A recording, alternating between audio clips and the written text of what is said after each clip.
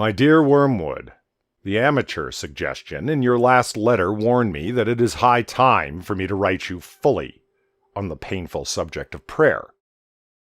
You might have spared the comment that my advice about his prayers for his mother proved singularly unfortunate. That is not the sort of thing that a nephew should write to his uncle, nor a junior tempter to the undersecretary of a department. It also reveals an unpleasant desire to shift responsibility. You must learn to pay for your own blunders. The best thing, where it is possible, is to keep the patient from the serious intention of praying altogether. When the patient is an adult recently converted to the enemy's party, like your man, this is best done by encouraging him to remember, or to think he remembers, the parrot-like nature of prayers in childhood. In reaction against this, he may be persuaded to aim at something entirely spontaneous, inward, informal, and unregularized. And what this will actually mean to a beginner will be an effort to produce in himself a vaguely devotional mood, in which real concentration of will and intelligence have no part. One of their poets, Coleridge, has recorded that he did not pray with moving lips and bended knees, but merely composed his spirit to love and indulged in a sense of supplication. That is exactly the sort of prayer we want. And since it bears a superficial resemblance to the prayer of silence as practiced by those who are very far advanced in the enemy's service, clever and lazy patients can be taken in by it for quite a long time. At the very least, they can be persuaded that the bodily position makes no difference to their prayers, for they constantly forget, what you must always remember, that they are animals, and whatever their bodies do affects their souls. It is funny how mortals always picture us putting things into their minds. In reality, our best work is done by keeping things out. If this fails, you must fall back on a subtler misdirection of his intention. Whenever they are attending to the enemy himself, we are defeated. But there are ways of preventing them from doing so. The simplest is to turn their gaze away from him towards themselves. Keep them watching their own minds and trying to produce feelings, thereby actions of their own will. When they meant to ask him for charity, let them instead start trying to manufacture charitable feelings for themselves and not notice that this is what they are doing. When they meant to pray for courage, let them really be trying to feel brave. When they say they are praying forgiveness, let them be trying to feel forgiven.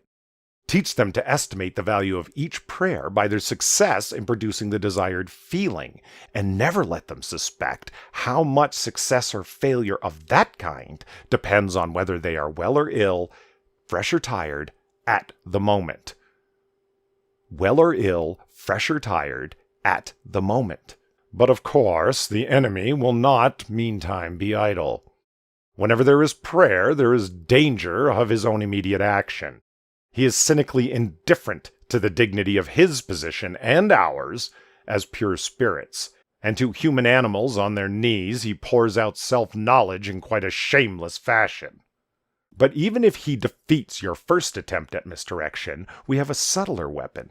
The humans do not start from that direct perception of him, which we, unhappily, cannot avoid.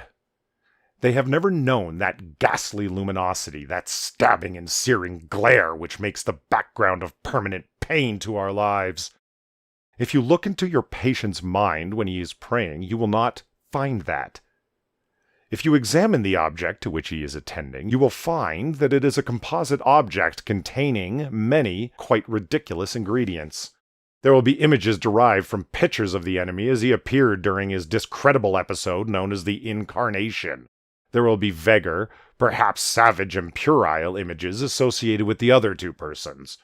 There will even be some sense of his own reverence and of bodily sensations accompanying it, objectified and attributed to the object revered. I have known cases where what the patient called his God was actually located up and to the left in the corner of the bedroom ceiling, inside of his own head, or in a crucifix on the wall. But whatever the nature of the composite object, you must keep him praying to it, to the thing that he has made, not the person who has made him. You may even encourage him to attach great importance to the correction and improvement of the composite object, and to keep it steadily before his imagination during the whole prayer. For if he ever comes to make the distinction, if he ever consciously directs his prayers not to what I think thou art, but to what thou knowest thyself to be, our situation is, for the moment, desperate. Once all his thoughts and images have been flung aside, or, if retained with a full recognition of their merely subjective nature, and the man trusts himself to the completely real, external, invisible presence, there with him in the room, and never knowable by him as he is known by it, why then it is that the incalculable may occur.